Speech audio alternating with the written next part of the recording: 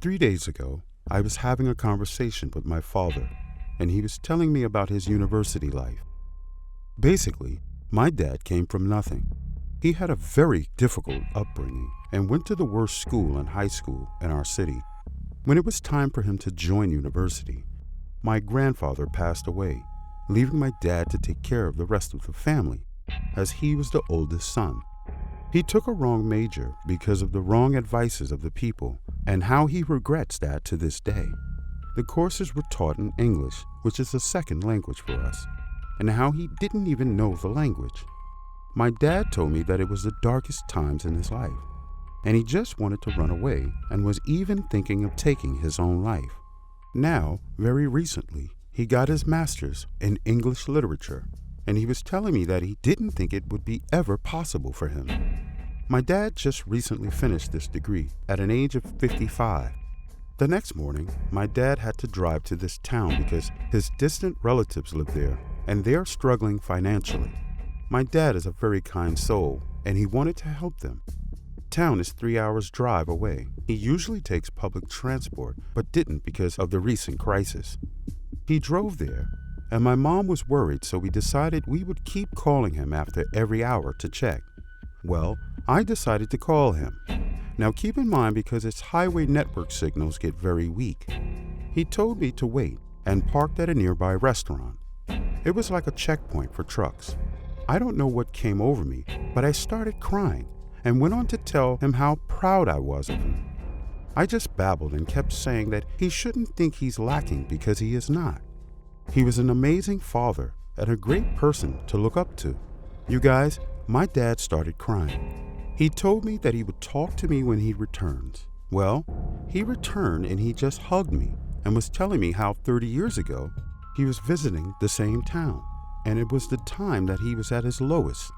He was visiting the same relatives, and he was in a bus which stopped at a petrol station. He called his mother, and when he picked up the phone, without even dialing, he heard my voice. It was me telling him the exact same thing which I just said yesterday. He said that he didn't even call my grandmother. He just stood there and cried. It gave him strength to keep fighting. He said he just now realized it was me whose voice he's heard. My parents are now taking this as a sign from God, who helped my dad when he thought no one was there for him.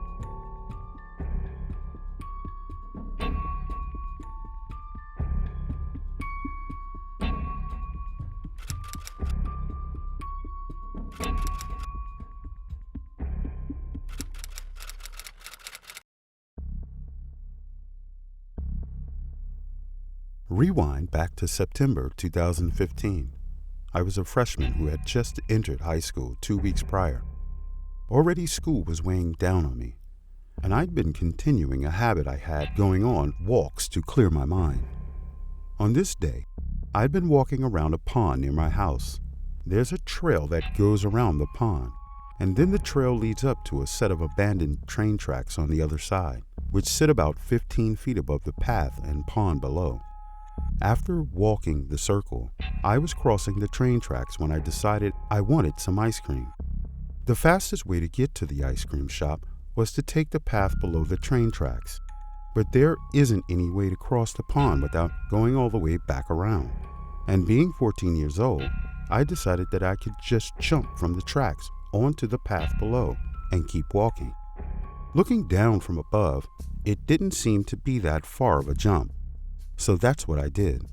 The next thing I remember after that was being half conscious in an ambulance. Everything was extremely blurry, and the paramedics sounded slightly panicked. I wasn't able to move either of my legs, so I think they were both broken. This scene continued on for a few minutes until we arrived at the hospital, and I was wheeled into the emergency room on a stretcher. I only had a few minutes in the emergency before I eventually lost all consciousness, and that was the last thing I saw. After I'd been unconscious for what felt like about an hour, I opened my eyes and I was on the ground. I just hit the ground after jumping, but this time I was fully conscious. I hadn't noticed this before I jumped, but there had been a car parked watching me. I think they thought I was attempting suicide. but it probably looked that way, and the people in it had jumped out and called an ambulance for me. The ambulance ride had been the exact same as it was the first time, and I was put into the same emergency room that I had died in before. The only difference between the two events were that I was fully conscious this time, and my injuries were much more minor. I was discharged from the hospital the same night, with only stitches in my lip, a slightly fractured jaw, and a mild concussion. For a while after this, I assumed that the first scenario had just been a weirdly coincidental dream that I had while I was unconscious, so I didn't consider it anything abnormal. It wasn't until a few weeks after when my mom told me that the people who had helped me said that I had been conscious the entire time.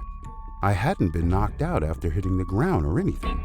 So, that entire scenario managed to happen in a few seconds it took for me to hit the ground while I was still conscious. Anyways, I'm not very good at describing things, especially with how blurry this day was now that it was years ago.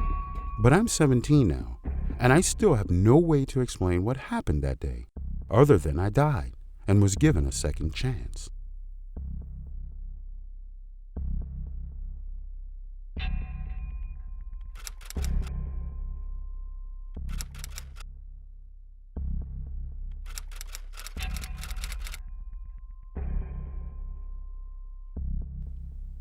A Wednesday in February, on the way to work, I went to my usual gas station. I go there every day, 5 days a week. I go in and everything is different. All new drink stations have been installed and the food area is completely redone. None of this was different Tuesday morning, and I couldn't believe that they'd redone a gas station in one night. I then go outside and see that 2 gas pumps are completely gone, and there are mulch bags stacked taking up all the space. None of this was there the day before. I then leave and head to work and somehow turn onto the wrong street and get lost. I've been driving these neighborhoods for months, and suddenly I'm lost trying to find my job. I get to work a few minutes later and I'm panicking. I know it's silly, but I've always feared changing timelines. My fiance and I have a timeline safe word, so we know we are together. I call and ask him, and he has no idea what I'm talking about. We just talked about it at the end of January, and we've had it established for a while. I've even woken him up at night and asked him after having a nightmare, and he's known. But now he has no idea what I'm talking about. Then the girls start coming downstairs. I work in an addictions group home, and one girl keeps saying how confused she is and how nothing makes sense today. Later in the day, another kept saying all she wanted to do was cry, and she had no idea why. Then, while running errands, I go down the same street I always do, and suddenly there are 4 houses next to a building my family owned for the last 20 years. I know the whole neighborhood.